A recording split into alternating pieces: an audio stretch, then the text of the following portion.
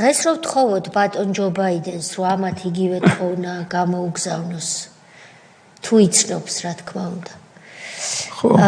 ეს არ მოგეჩვენათ მაშინ, რომ ჩარევა იყო პირდაპირ შიდა საქმეებში. ნუ შიდაც ერეოდენ მეტი ჩარევა, ეხა CSKO-ს არჩევნები გამოცხადებული არ ქონდა და პრეზიდენტობა მოულო CSKA-ს პირდაპირ ერეოდენ. პირდაპირ. ოღონდ ამას დღევანდელი დღისგან განსხვავებით საჯაროდ არ აკეთებდნენ.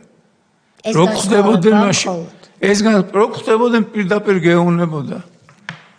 პირდაპირ მე ამერიკის ელჩმა მითხრა რომ თქვენო მარგინალები ხართო, იმიტომ რომ 7-8% გიჭერთ მხარს აგერ ამაქვსო სოციოლოგიებიო და ყველა სოციოლოგიას ეგენი ატარებდნენ და ყველა სოციოლოგიას აყალბებდნენ.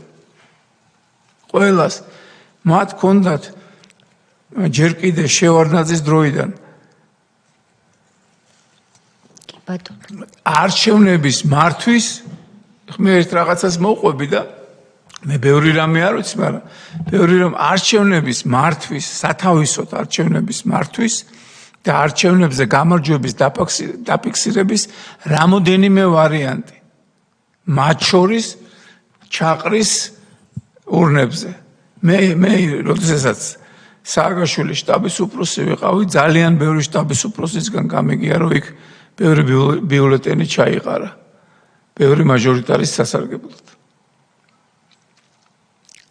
შესაბამისად ეს მეთოდოლოგია ძალიან როგორ იწყება სოციოლოგიიდან exit poll-ი რაშვება და როგორ უნდა გაიფორმო ბავარია დასავლეთმა გაღიაროს და შენ გამარჯვებული ხარ და ბოდიში და ფეხებზე კიდიათ საქართველოს მოსახლეობის და აი ფეხებზე კიდიათ.